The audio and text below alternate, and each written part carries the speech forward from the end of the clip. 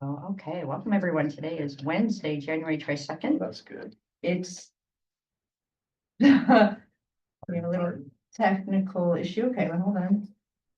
Okay, well, as long as people can hear us, it looks like the camera isn't working.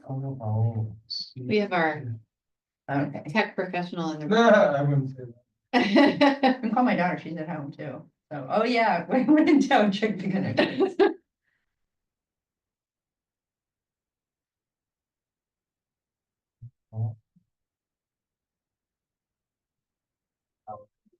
There we go.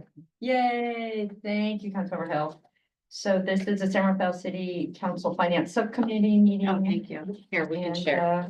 Oh, I have it up. Oh, we okay. can call the order, open time for public expression. There aren't any members of the public in the room, so we will go right on to agenda item number 3, and I'll turn it over to Director Damasio. All right, thank you, Mayor Kate and Councilmember Hill.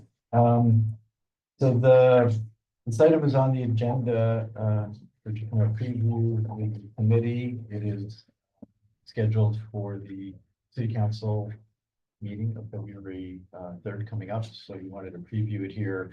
2 parts essentially. We'll touch on the first is the agenda item that is heading to the council, effectively the annual report of the city's voter approved tax oversight committee, which I think about 2 years ago was consolidated from previously having had separate oversight committees for the various voter approved tax measures. They were consolidated into this body. We meet 2/3 times a year to initially review unaudited financial results for the measures under their purview. And we held that meeting, I want to say in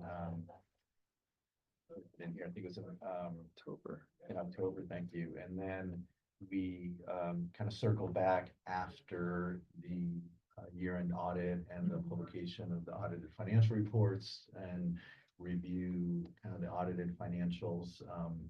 It's been a really good group. Thank you for filling all of the seats on the committee. They're pretty engaged and take their responsibility appropriately seriously. So we have a lot of good questions. I'll just add also that over the course of last year and this year, they've asked for sort of additional information to kind of delve in a little bit, which is fine. It's all public information we've been providing. And we've had very robust conversations. The council, as you know, has been presented the annual financial reports and the audit report.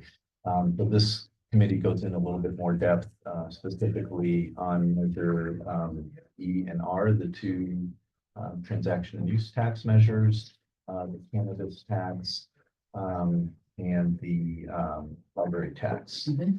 I think on that note, I will say that there wasn't anything necessarily of concern. They're comfortable with it. In fact, included in this draft report is the quote unquote official annual report of the committee. And there's been some discussion about it because it doesn't say a whole lot other than we reviewed it and fulfilled our responsibilities and things look in order. And so that's the main part of the report that's coming to council. Part of the reason to kind of preview the discussion at this committee is while it was decided not to draft it into their formal report, but they had asked that in the cover memo that staff prepares for the report, some questions have come up relative to the kind of role and purpose of the committee. And I think one of the things that we'd like to figure out perhaps in this discussion is the best way for the questions that are being posed by the committee for us to be able to respond to them. And so I summarized those in the staff report. The first one, and this is from one of the newer committee members who was asking about their role relative to oversight of Measure E and Measure R, and their charters speak specifically to reviewing the revenue and expenditures and ensuring that the expenditures are in compliance with the intent of the ordinance. I don't know if it's a rhetorical question, but it warrants some pondering, which is for two of the tax measures that are effectively general purpose, general fund revenues, right? We report primarily the revenues for those two measures. But the expenditures of measure, largely for Measure E and Measure R, are considered general fund, and they're treated. And so their question was, well, are we supposed to look at the entire budget? Should we be having sort of a budget session? And the chair appropriately says, well, that's the purview of the council. We're limiting our focus to the revenues that are collected, and then Measure E. There's a portion of 1/3 of Measure E is our essential facilities set aside. So we do go through the allocation for the essential facilities fund, and we've had discussions at the meetings about the expenditures of the fund. But there's committee members trying to reconcile what's written in their bylaws relative to their role for oversight on something that's a general fund tax, and I'll just say bluntly, in the course of preparing their report, they shied away from putting in their report. We can't really speak to how Measure E and Measure R are being funded because we don't have visibility to it, but they thought it was better to just raise it as an issue than put that in the report. So that's something that we are, where it's relevant, at least one of the conversations is if they were to take a look at the expenditure of transaction and use tax revenues. They've actually requested that potentially we schedule a kind of a budget 101 workshop, for the committee, so that at least they can become more familiar and at least have some context, but they don't want to necessarily take on what would be, I don't want to say about scope creep, but take on this additional body of work, if it's not something. So they're just asking out loud, frankly, sort of to reconcile how oversight works for a general tax measure. That's number one. So can I just ask as we go through these, because I know that Councilmember Hill and I have read them, and I appreciate you going through. Yeah. There's no staff recommendation in here though, so we're going to talk about it, and then a staff recommendation will go into this document, and then that will go to the council for the report. That was in some ways the thinking. We haven't had, we've had a conversation on a couple of these that came up last year, but thank you for pointing that out, because I'm sensitive to the fact that we typically would not just throw a question at the council. Yeah, we wouldn't have these questions in the final staff report to council. Okay, no, this is really, I think it's helpful for our thinking and the framing, but okay, so keep going. I just was trying to think how I was. Yeah, and I would say on that, they said, maybe if we're fine what we're doing, does the bylaw need to be clarified, just so that there's folks that are coming in and have an expectation of what they're supposed to do for those measures. So two comments. So one is, I think I can understand that if someone is gonna take the time to volunteer and do their duty and put their name in ink next to it, they want to make certain that what are they signing up for? Because maybe in some hopefully alternate universe, something goes really, really wrong, they would not want to sign their name on something. And are they fulfilling their obligation, meeting the expectations of council on something like, so there's a little bit of a, what would the council's expectation be for their work? They just want alignment between their view of their role in the council. So in the community, I mean, the reason that those are in is because it's the city's way of saying, hey, community, you have a access point to this conversation. So it's not just the council. Yeah, I was just gonna say, I think that raising the question about like, what are the council's expectations is, it kind of goes back to the bylaws. I mean, I don't know that. Well, I won't speak for the council, but I think maybe I'm oversimplifying it in my mind. Can I just say one thing? It is pretty simple. I would go back one step further, because the bylaws in some ways basically say that the charge is to provide the oversight role that was actually referenced in Measure in the ordinance that was put before the voters, which basically says if you approve this 3/4 cent sales tax and a 1/4 cent sales tax, an oversight committee will be established to ensure that it's being spent consistent with the intent. But then the intent says if the money can be spent on police and fire, Oh, yeah, and no, it's a general general government, and fund. planning, It's a and general anything, fund. and they're like, so as long as Interesting. we're, staying within budget, I guess, that's kind of the question, so. Well, and part, also begs the questions, because the council walks through all this, we talk about it here at the finance subcommittee, we talk about the council. Yeah. Is there a way to use an existing structure to get at the same thing versus duplicative meetings? I don't know, that's interesting. Yeah.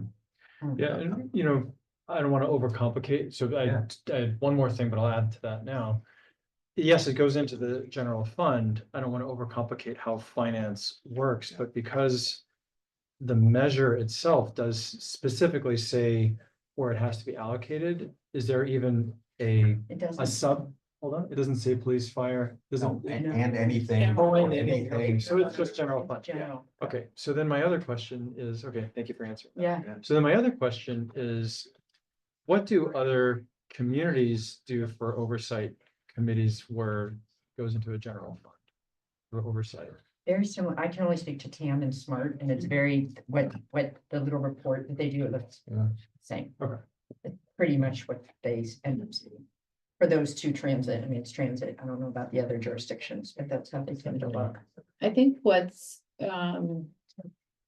maybe a helpful comment on this about the raising of the questions and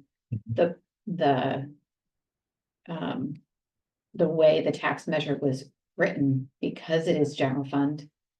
It makes their job more easier in some ways, but like if we flipped it, we said it was a special revenue tax.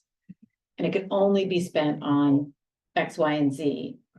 Then their job would be a little bit more like focused, right? It's like, okay, well, show me Right. how all the, show me all the revenues and the expenditures, and so we Right. know they're in the right buckets, and then there's like kind of, right? Mhm. But their task is a broader lens. It's kind of like, are we appropriately, and what's tricky, so there is a legal piece to this, is that because Measure E is a general tax, the decision to spend those dollars, I mean, we did reference essential facilities in the measure.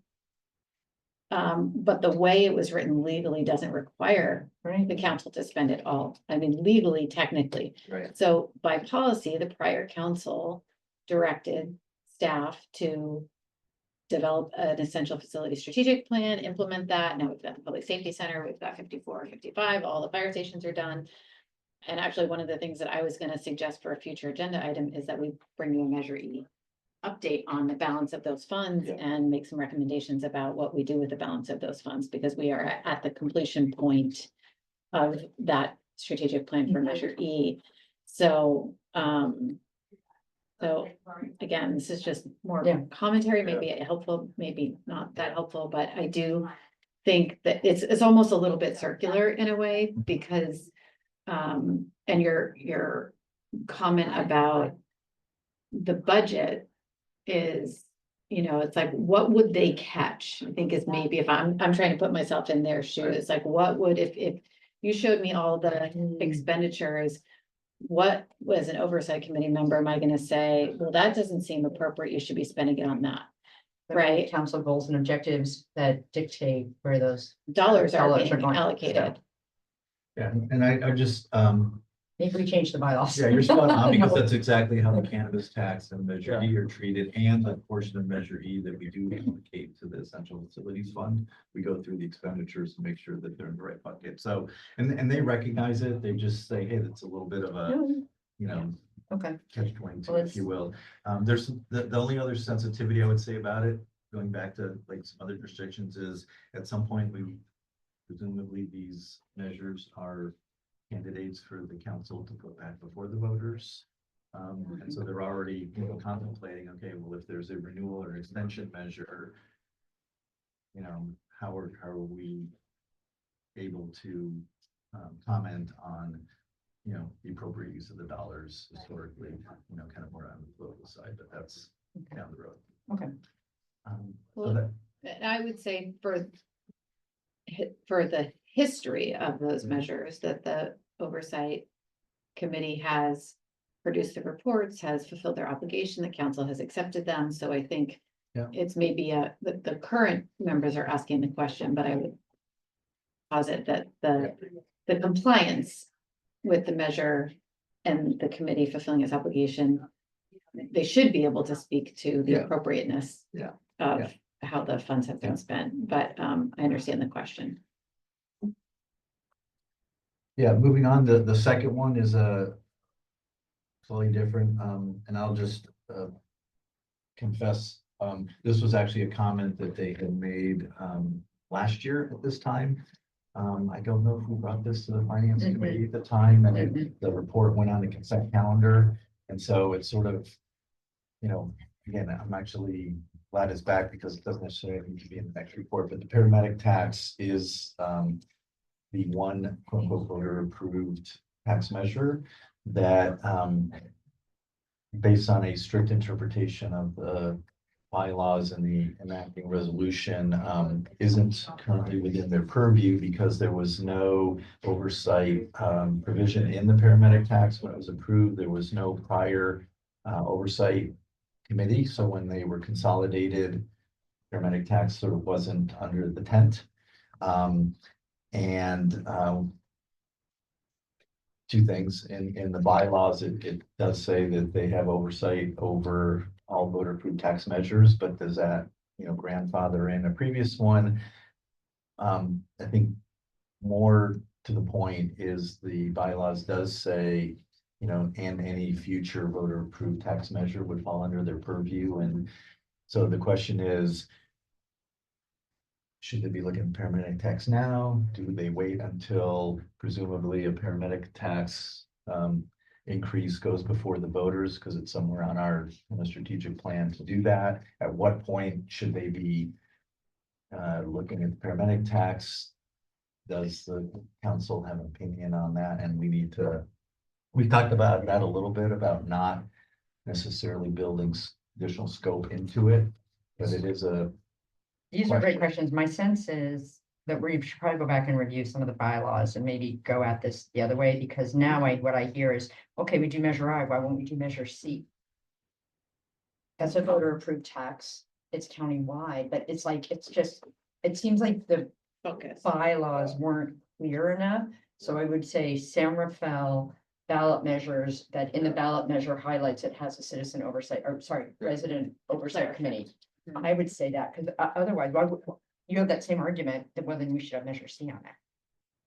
I mean, it's the And the same, next Yeah. question is measure P, Measure P, which is on the next right. page. but what did it say on measure P? It did say, I'm trying to remember, we all just. Yeah, there is an oversight. It did say it, so when it's did. clarified in the ballot, it Yeah. did, Right. clarified in the ballot measure, because I think adding, yeah. Their question on P is just whether or not, and this is just Yeah. because, they would like to sort of like stay ahead of the curve, would it automatically fall to them, or does council make a decision? No, on no, Whether If there's it's in the ballot measure, It would go to them, Automatic also. we're not having more voter. yeah, it says they oversight. will establish an oversight committee, and so they're like, well, what does that mean? I'm like, I didn't write it. We didn't write it. Yeah. So, It- because they would, so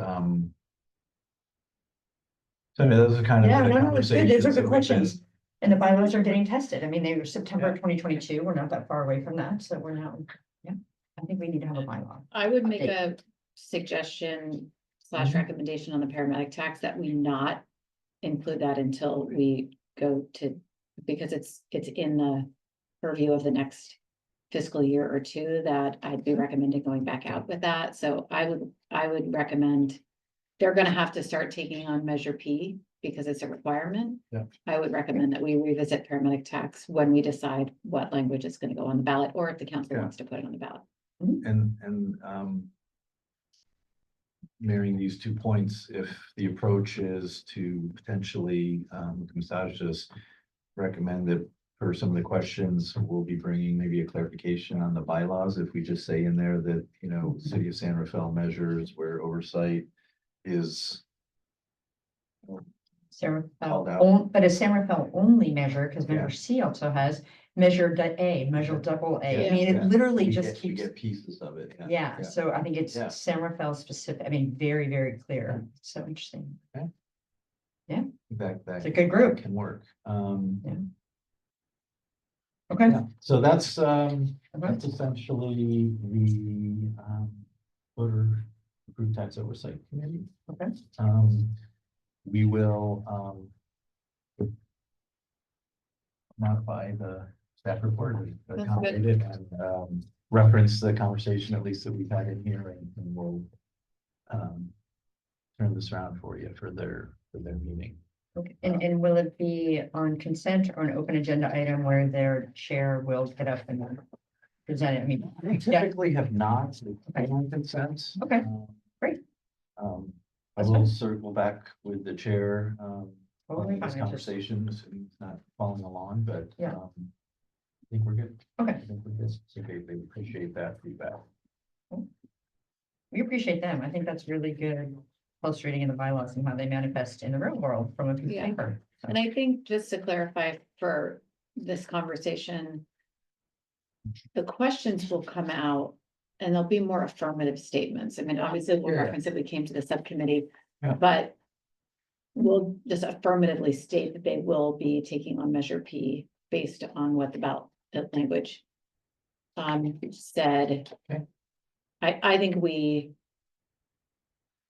think it would be for the staff report for now, most appropriate that we not even reference the paramedic tax. And we'll revisit that That works. when it comes up, because I think it just could cause unnecessary confusion. at This this is just the perfect Mhm. role of the Yeah, committee to just have us vet some of these and issues. tell me if you have a disagreement. Well, just on a that. question on I. So I heard you say, let's hold off until a renewal is contemplated, but just so I'm clear on this, the current one does not mandate oversight. Correct. Okay, thank you. Yeah. And I think to Mayor Kate's point, that going back to the committee and saying, well, they already want to revisit the bylaws, but I think talking about those two specific requirements, if the ballot language says it, and it's got to be San Rafael only, it can't be like a countywide measure. And that we'd be looking at some support to look at putting some sort of revisions to the bylaws on the work plan. Right. For Yeah. finance, okay, Could be pretty easy. Okay, okay, cool. sounds good. We move on to the next Yes. item on the Fine, agenda. Yeah. So this one is a little bit more of a, I want to say informal preview. February 18th is the date for our mid-year budget update. You'll recall, it was out, actually wasn't until early November that we brought you a first quarter report. I'll just, my disclaimer on this is that we just closed the December period 6, if you will, last week. And so we are putting together the preliminary results that I can share sort of in draft form. The other thing that is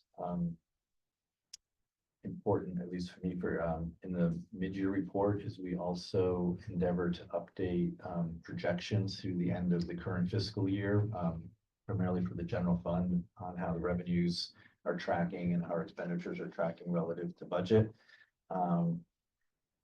Disclaimers, I also still need to review some of this information with the city manager, so I'm gonna go out a little bit on a limb.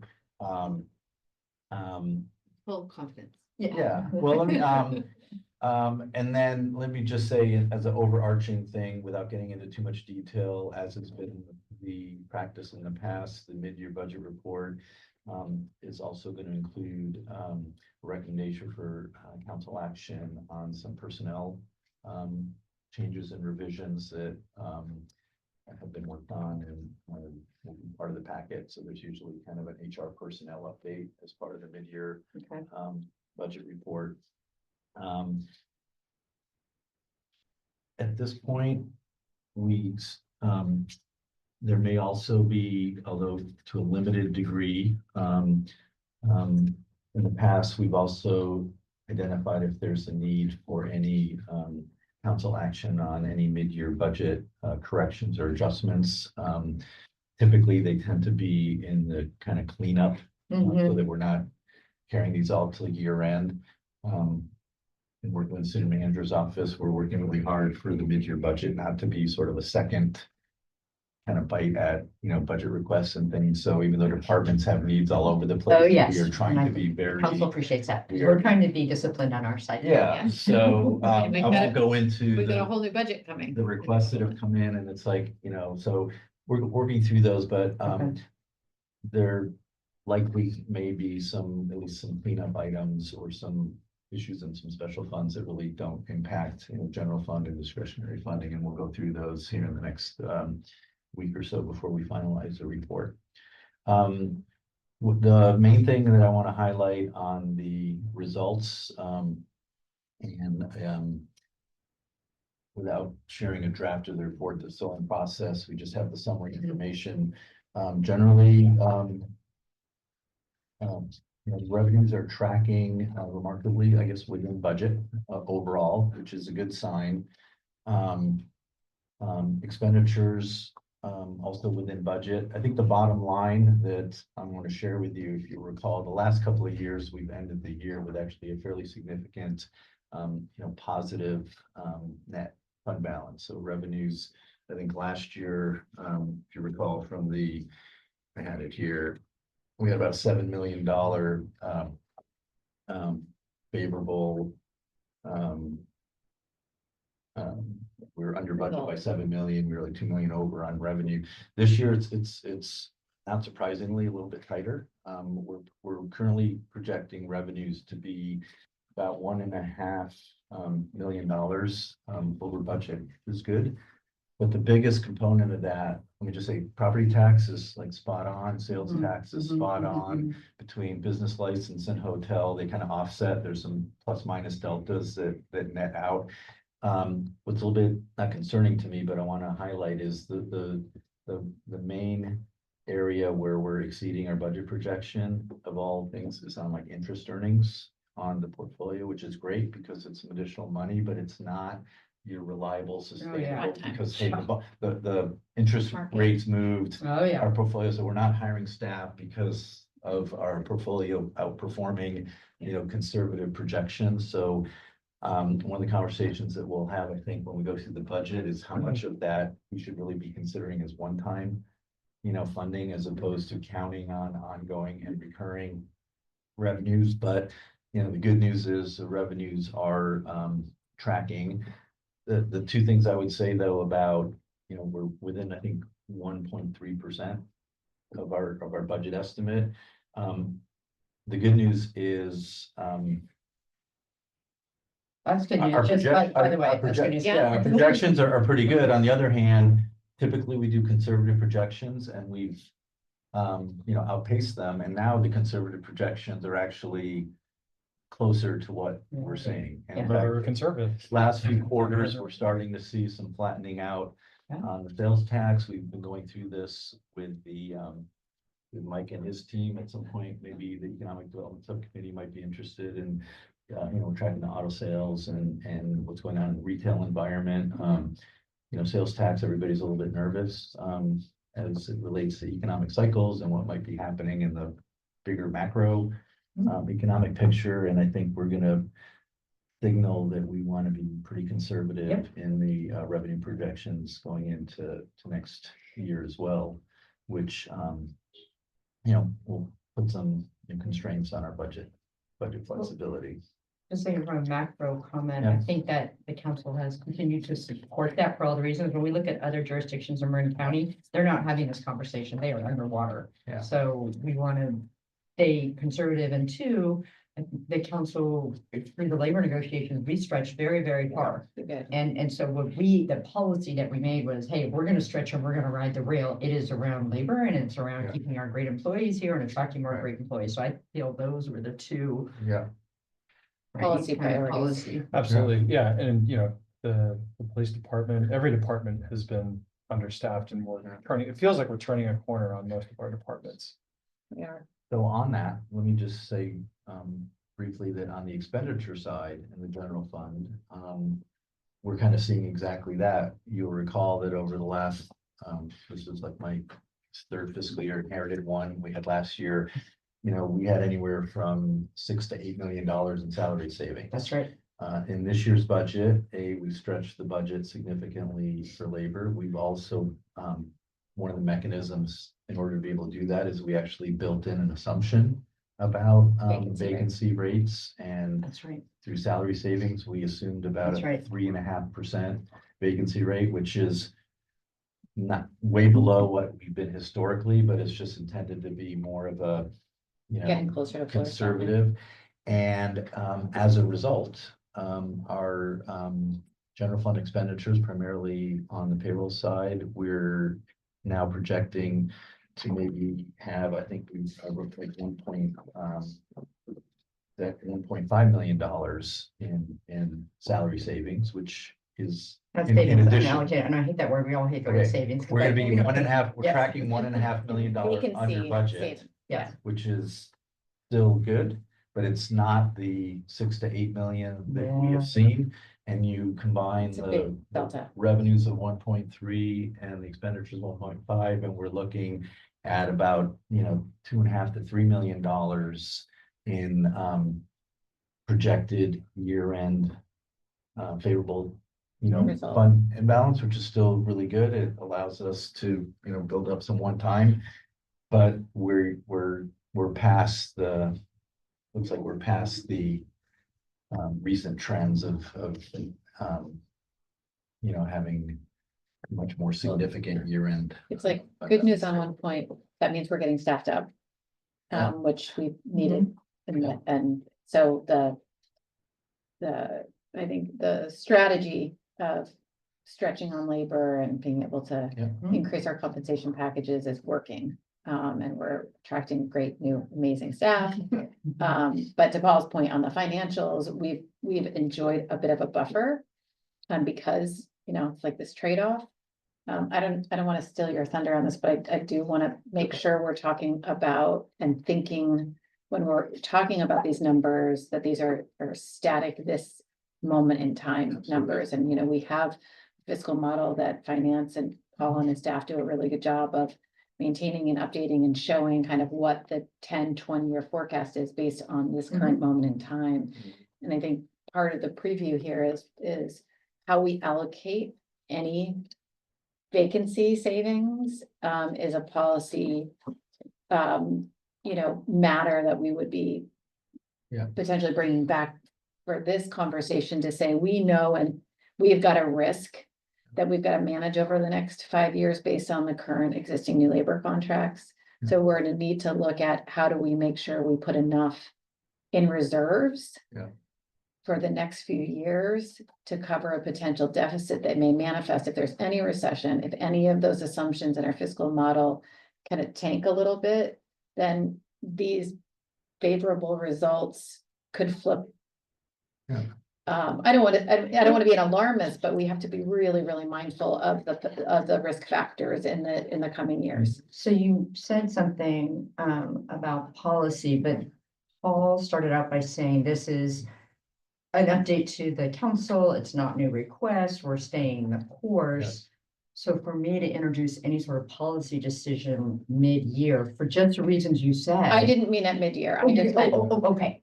conceptually and kind of globally when it Yeah. comes down to what are we looking Got at it. for next Okay. fiscal year's Okay. budget. Maybe in the- Because there's no, this is a, I don't want to say an FYI, but this This is is what an the council update. can see, an update of where we are. Transparency. Information. Essentially.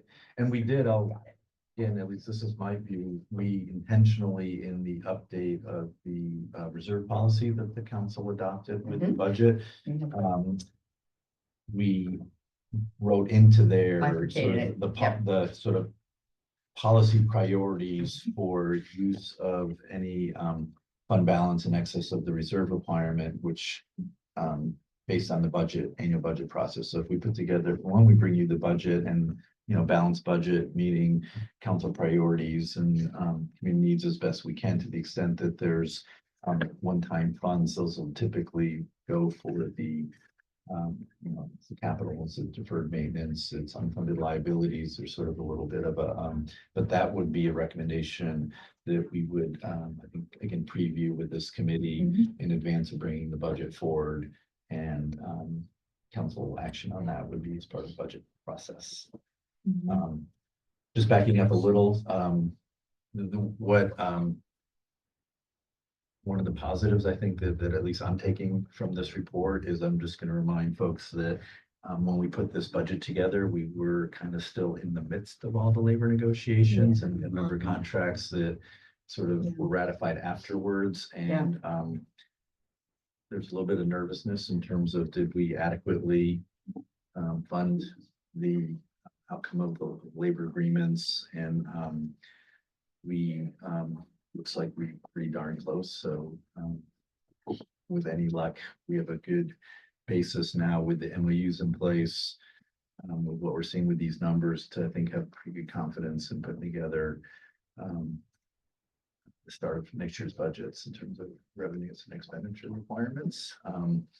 We did have, when we did this last year with the budget, we had the balanced budget. We council saw some of this during the labor conversations. We did have some kind of deficits provisionally projected in year kind of 2 or 3. We'll be updating the 5-year forecast. So, you know, any positive might mean that those get pushed out a little bit if we remain disciplined and staying the course and not getting too excited if we see short-term gains.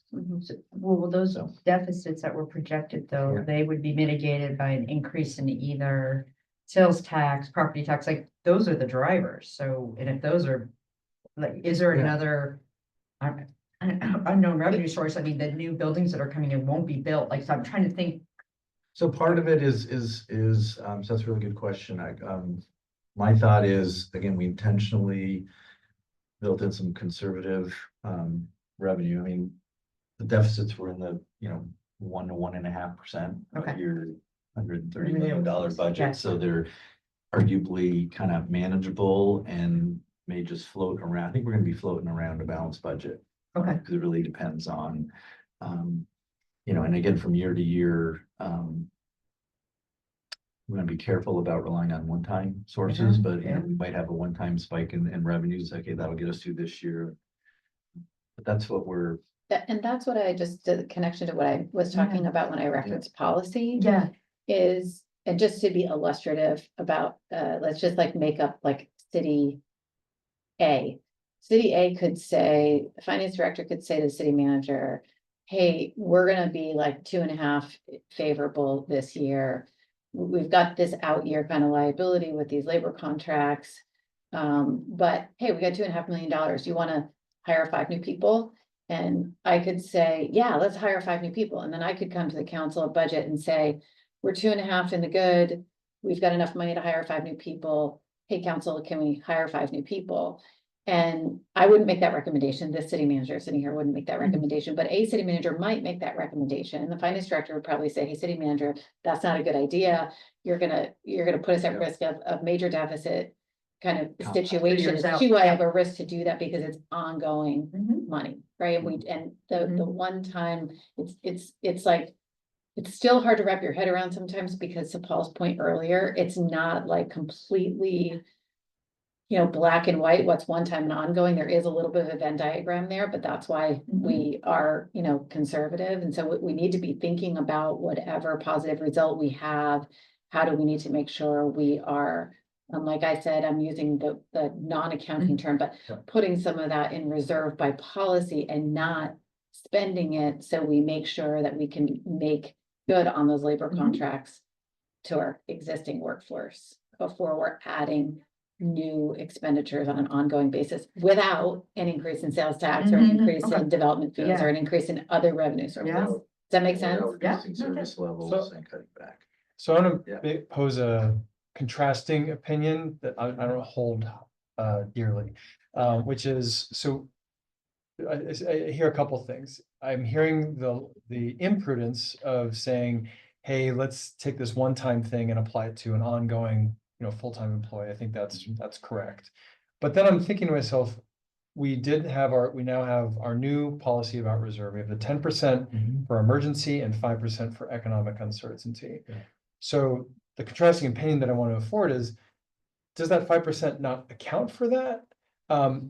The economic uncertainty, and because I think it's prudent to save as much as we can, but there is something about, if something really urgent came up at the end of the year, and this is where I think it's the policy thing, which is the prudent thing would be to say, let's bury that acorn, let's just wait, because we just don't know, and we are seeing some softness, there's some uncertainty, and that might be the decision of the council, but there might be something really urgent. We say like, look, there is a one-time thing we may want to allocate, or at least in part, allocate some To towards get an us urgent matter. I think it's a really informed and great question, kind of like to pause it, and I want to answer it from my perspective, but please feel free to offer more of the finance director perspective. I think that, GFOA is still at 17% as a recommendation for reserves, is like the best practice. So we're 2 months of operating costs. So that 15%, and from my perspective, is the acorn that provides a security of that I would recommend that we avoid using at all costs for any one-time urgent needs, because if there were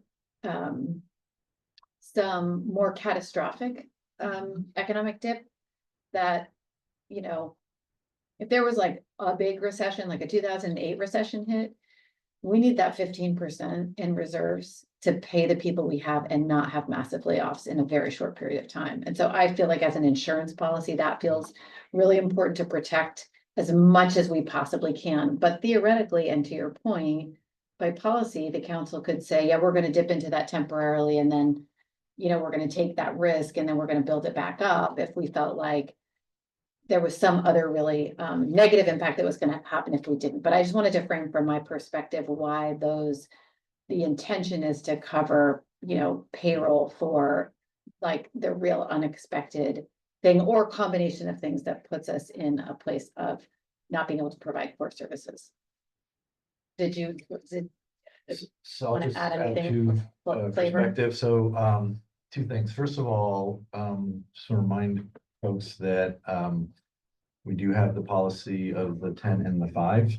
Our actual reserve is somewhat higher than that. So we will have some, I think I would argue, some flexibility for putting some one-time dollars into priority needs without stressing too much, but we want to be prudent about it. You wouldn't want to spend it all the way down, extra reserve down to the 15, but there's some flexibility. If we end the year with an additional 2.5, that just adds to the, because I think last year we ended at somewhere but 8, but again, the unfunded needs are so mind-boggling that you have to be very judicious on that. With respect to does the 5% for uncertainty kind of cover some of that? I would say this, I would never apply the reserve, even if it's for economic uncertainty, to balance the budget because our sales tax number is flat or low. I view that reserve as, once you adopt the budget, and if the revenue projections don't pan out, then you have a buffer to cover it, so you don't have to make mid-year corrections. So it's a little bit different than saying, oh, our revenues are down, let's use a reserve to pretend that's not happening.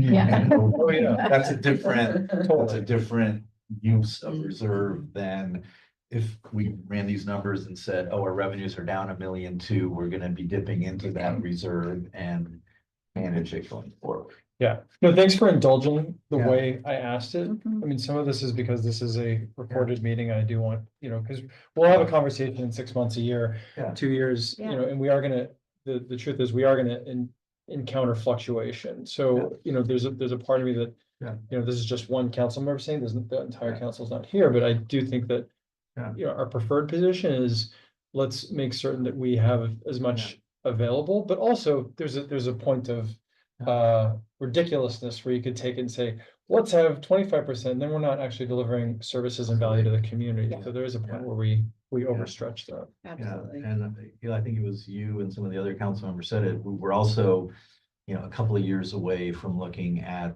this sort of runway to the unfunded pension liability paying off. So part of the idea of also building up the reserves is Mhm. to Get sort us. of ease Bridges. into that a little Yeah. bit. So we'll have those conversations, but we're probably, a couple of budgets away from that. But again, the takeaway is that we stretched this budget. We stretched on labor. We tried to make it fit, and knock on wood, it's looking like the budget is, the integrity of the budget is. So I have a question. Yeah. Again, there are a lot of numbers on here and not assuming my colleagues won't look Yeah. at every line item, Yeah. but in general, policymakers tend to look at the budget percentages to look at the outliers. Yeah. And so in your staff report, picking out the appropriate ones to Yeah. have, and it's not like Yep. a huge essay on I have it, a copy.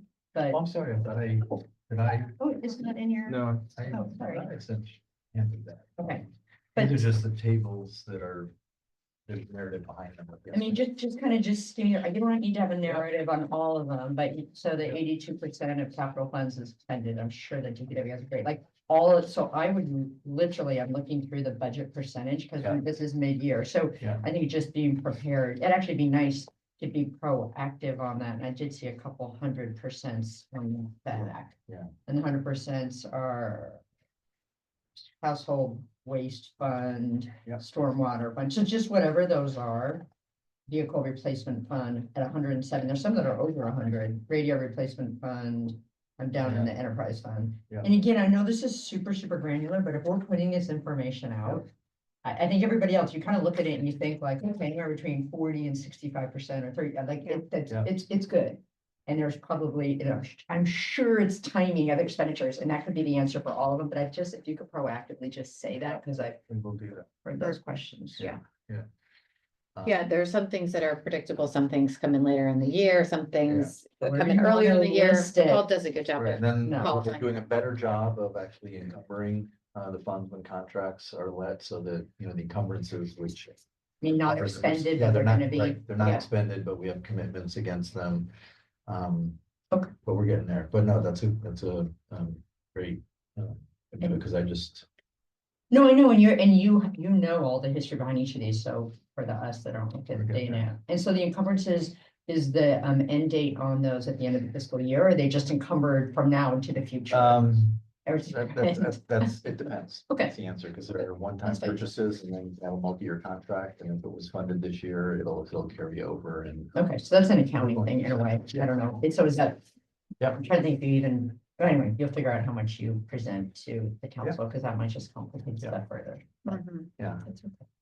yeah, no, I've, for it is too much information. What I will just say Yeah. is that like. Those 2 pages, the entire budget is right there. I love this is like, So there's sort of the, no, it's the fantastic. 2-line version and then the 1-page version and then the 300-page detail, so.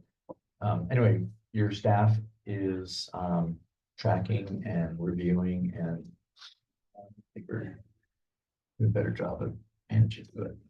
Still some work to do. Yeah, well, we are so appreciative to you and your team One for. more question on the, Yeah, go ahead. on the earlier, going way back to the beginning of the readout about investments performing better. That's not liquid, right? That's just the value of the investment, right? We don't get a dividend of 1.5. Yeah, it's a great question. There is 2 parts, because we do get actually, interest earnings, that we kind of, but yeah, when the interest rates move, and years ago, I've never really liked this, but GAAP and GASB requires that we record, like unrealized gains and losses. Which is sort of funny money, because the value of the portfolio just went up, but we're also not trading, we're not buying and selling real time, we hold to maturity. And so an unrealized gain, by the time you go to maturity, you get your principal back. Mhm. And so it does, I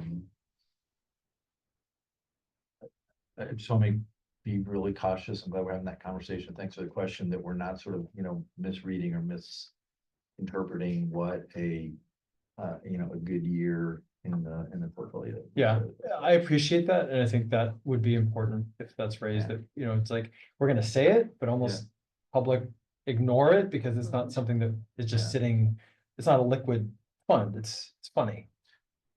Yes, I'll just say one thing at the risk of going down, I'll take it back. Okay. The differences, and we talk about this in, trainings like city treasurers versus, there's actually, textbooks written on, how Wall Street manages money and how Main Street manages money, right? So when you're investing public funds, Mhm. the mantra is safety, number one, because you have to maintain principal, liquidity, so you can meet cash flow, and if you can generate some yield, that's like the last criteria. Mhm. So you need to preserve your principal, manage cash flow. So there's a liquidity component of managing the trust. And then we, as opposed to, we're all in and hoping to Right. hit big. That's not how we manage public funds. Thank you. Okay, All right. unless there's anything else on that, we have next. Wait, I meeting. have one more Oh, question. sorry. So I'm sorry. I know maybe this is a question that sounds like it's born from vanity, but the fact that the city has a AA+ bond Mhm. rating, does that pan out when we go for financing? Are we Yeah. getting more favorable? We should be, our interest rate that we're able to issue debt is positively impacted by the bond rating. So there is a marginal financial benefit because you're paying less on debt because we're considered low risk. Would you say that has manifested yet? Well, I don't think it's manifested in the sense that we haven't issued debt. Not yet. But we will for Measure Yeah. P, won't we? Actually, we Maybe. had to pay How we're a gonna few do it. $1,000s because S&P and everybody says, oh, we have to update your bond rating. And so Oh, God. here's an invoice. Really? for Updating your information. Good news. To update your bond rate, you gotta But pay a couple honestly, bucks. That's funny. where we will likely see it is, when we're having conversations about, financing library and community center projects, particularly with that. So, So we might eke out like a fraction of a point. kind of yeah, thing. I'll have to come back to you on how many basis points, a, notch on the, so, there we go. Thank you. There we go. I'm sorry, any other questions? No, sorry. Okay, that's no, it. I didn't, sorry, I didn't Okay. need to move along. And then, committee meeting planning, do you want us to get out our calendars? Is that what we're doing? I Well, wasn't we sure can, what this was. we have the ability to do that. I know last time, we don't expect you to bring your calendars Oh, to the we have our meeting. calendars. But we did have a Calendars. meeting set that, you saw, but, Councilmember Hill is gonna be off with, spring break or Okay. kid break, so we need to, Look at that meeting. look at that meeting date. So, and I have Move a, it. not a wrench, but in context of scheduling, I think there is gonna be a need to convene a February finance subcommittee meeting. Okay. Potentially. And so what I was gonna suggest is perhaps if it was supposed to be scheduled in March. Yeah. Instead of pushing it out further, could we do like late February instead? And I know Paul and Yeah. I'm second day back, Paul and I haven't Yeah. had a chance Yeah. to kind of sync up on some Let's do emerging that. issues that I think are gonna need to Yeah. come to finance subcommittee. Yeah. So if, and I know we're trying to keep a regular cadence, but it is tricky. We talked about when we try to like schedule out the year. If something really is important to bring to the two of you as this committee, I don't want to wait 2 or 3 months. So we'll try to be as mindful about being consistent, but I think this is one of those cases that's going to be important to have a conversation Okay. sooner. So So should we look at let's Yeah. huddle. like the last week of February? I'm remote that week. And when was the original date? Oh, sorry. It was, say it was.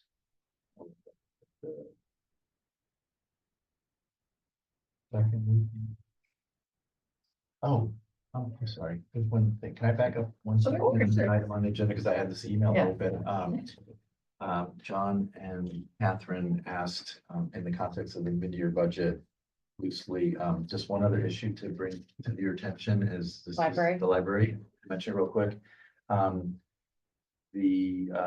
kind of impact our fiscal marginally. The city, working with the school districts on making sure that all the school-aged kids have their library cards. And so there's sort of a coordination of programming to issue/renew library cards for kids in new schools. And in doing that, they've identified a number of students. The number was about 300. I don't want to misquote that.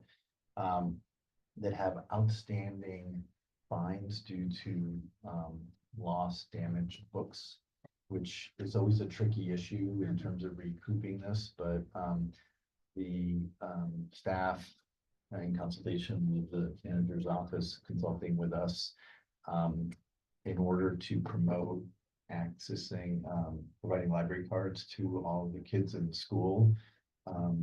Their decision is to essentially kind of waive the past due fines that are on the books for some of these individuals and families, and sort of start with kind of a clean slate going forward. I thought we already passed that policy. It was fines for Late books, books not is not damaged. fine. Or but if damaged it- or lost. Damaged or lost books continue to be What's the dollar amount? Roughly. it's in the mid 20,000. Wow, this is some pricey books. Yeah, well, Yeah, I okay. think it's just accumulated over time. So the thought is these would be wiped because we weren't Yeah. clear about policy. We changed the other Yeah. policy. Maybe people didn't realize that they actually had to find that book under the bed and blah, blah, blah. Yeah. But going forward, the policy is would be, remain, the policy in this case, for loss, damaged books remains on the books, so there's still, I guess, a incentive, a deterrent to never returning any books. What's that term that we use? You get a period of time to, Grace period? no, I'm not gonna remember that word, but like where that like you say, okay, here's your opportunity to clear your balance due on this. We're gonna give you like this window if you kind of agree to comply. Clemency going or forward. something. Yeah. well, I think what's interesting is that, because we don't want to have is that then the library is treated like a free bookstore. So that's what Yeah. we're trying to avoid. Right. But I think, Also, is it for every person in the population or people in a certain age range? These are the Yeah. the age range with the city schools and county free library. They kind of have can a we split the consortium. cost with them? In schools and the Marin County Free Library? You mean the write-off? Yeah. Or, Well, they also They have have their, their they own. have, they have their Oh, fines, oh, so, of course. So we would coordinate it so it's like a Consistent. multi-agency Yeah. situation. When do we have to make this decision by? it is such a tiny, sorry, I interrupt, it's Yeah. such a tiny I amount. know, And- but I'm also like, I'm concerned about, I mean, yes, it is a tiny amount, but by precedent, if we're just like, oh, we'll just wipe it every couple years, No, I then there's don't think we no. will. I think that we'll go back to the school age children library thing and make sure that they understand that the books have to be returned and. I think part of this is, and it may be stating It's with the our public obvious, schools, but there right? is a little bit of an equity component here 100% there where is. I think the concern from the library staff, and again, this may be obvious, is that kids and or families are not being able to take books out because they've got this past due balance that they can't pay. And so we're trying to give that Yeah. opportunity They to, did say that forward. 60% of this subset are at the Pickleweed Library. And so, so to answer your question, I think staff is administratively dealt with the issue. The intent was to bring it to Oh. your attention for awareness and acknowledgement. Yeah, no, I think So- we're well, aware. this kind of, it would fall under the purview of spending authority of formally, legally, It does, and I of the Or a city waiver, manager. Yeah, waiver policy. policy. I know that discretion. Catherine and her team will figure out a way going forward to minimize that cost. You know, getting people to return their books. Maybe they only check out one at a time, but the fact that Good a child, messaging. I think of a 7-year-old going in and they're excited because they were at school and they want to check out a book and they can't. Right. Because they have this like, that's not the city we are. That's not our. Or in this case, they want to sort of make sure that they all have valid library cards and say. You Yeah, can't have no, one, you okay. Can't have one, Okay. you can't have one, so, I think it's- I can apologize for No. almost forgetting. that. No, it's in, yeah, okay, so yes, we agree with staff's Thank you. recommendation and putting more guardrails on All board. Okay, let's go back to the really fun thing. What Thank about, you. what about March the 6th?